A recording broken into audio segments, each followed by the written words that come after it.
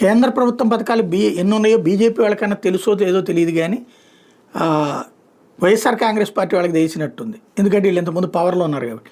వీళ్ళు ప్రశ్నోత్తరాల సమయంలో అడుగుతుంటే ఆ పథకాలకు కేంద్రం ఎంత ఇచ్చిందో డబ్బులు తెలుస్తుంది, ఆ విధంగా తెలుస్తుంది. తాజాగా ప్రధానమంత్రి మత్స్య సంపద యోజన అనే ఒక పథకం ఉందట. దాని కింద మహిళల్ని లబ్ధిదారులకు గుర్తిస్తారట. దాని కింద ఆంధ్రప్రదేశ్లో 403 యూనిట్లు ప్రారంభించారట. యూనిట్లతో 3 భాగాలు మంజూరు చేశారట. కేంద్ర మత్స్యశాఖ సహాయ మంత్రి లోక్సభలో చెప్పిన లెక్క ఇది.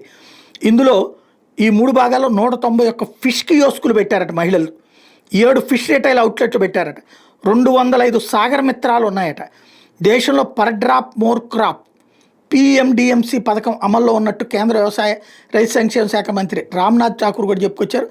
రాష్ట్రంలో సూక్ష్మ నీటిపారుదల అమలు మీద లోక్సభలో మధ్యలో గురుమూర్తి అడిగిన ప్రశ్నకేమో లిఖితపూర్వకంగా సమాధానం ఇచ్చారు. ఏపీలో 96.97 లక్షల హెక్టార్ల విస్తీర్ణంలో మైక్రో ఇరిగేషన్ జరిగిందని, పథకం కింద చిన్న సన్నకారు రైతులు, మైనార్టీ వర్గాలకు చెందిన ఇతర రైతులకు వరుసగా 55%, 45% మైక్రో ఇరిగేషన్ వ్యవస్థల స్థాపన కోసం ఆర్థిక సహాయం అందిస్తున్నట్టు చెప్పుకొచ్చారు.